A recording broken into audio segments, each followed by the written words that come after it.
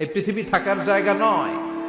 কিয়ামতের সময় আল্লাহ তাআলা মালাকুল মাউতকে বলবেন, সবার রূহ কবজ করে দেব, সবার, কেউ থাকবে না, সবার রূহ কবজ হয়ে যাবে। আল্লাহ মালাকুল মাউতকে বলবেন, মালাকুল মাউত কি অবস্থা? বলবে সব শেষ। মাইয়াব্বা, কে বাকি?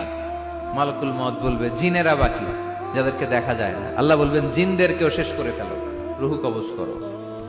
মালাকুল মাউত আজরাইল জিনদের রূহ কবজ করবে।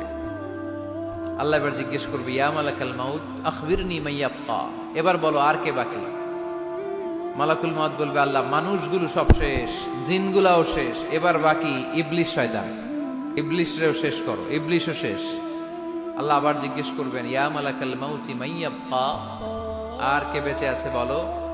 মালাকুল মাউত বলবে, আল্লাহ আপনার কথা অনুযায়ী পৃথিবীর সব মানুষের রূহ কবজ করলাম, সব জিনদের রূহ কবজ করলাম, ইবলিসের রূহ কবজ করলাম, এখন আছে শুধু ফেরেশতারা।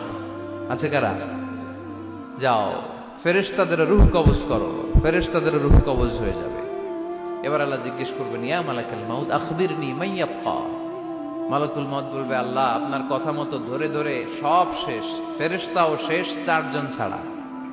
কয়জন ছাড়া? জোরে বলেন, কয়জন ছাড়া?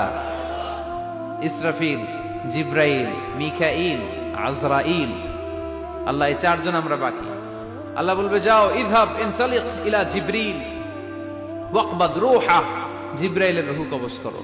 ইযহাব ইলা ইসরাফিল ওয়াকবাদ রূহা, ইসরাফিলের রূহ কবজ করো। ইযহাব ইলা মিকাইল ওয়াকবাদ রূহা, রূহ কবজ করো। ওই তিন ফেরেশতাও শেষ। এবার আল্লাহ তাআলা জিজ্ঞেস করবেন, ইয়া মালাকাল মাউত আখবিরনি মাইয়াব্বা, হে মালাকুল মাউত আর কে বাকি আছে বলো?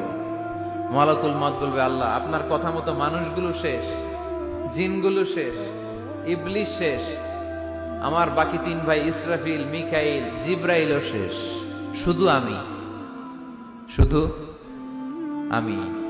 আল্লাহ বলবেন, কেউ নাই? মালাকুল মাউত বলবে, না আল্লাহ কেউ নাই। এবার আল্লাহ তাআলা বলবেন,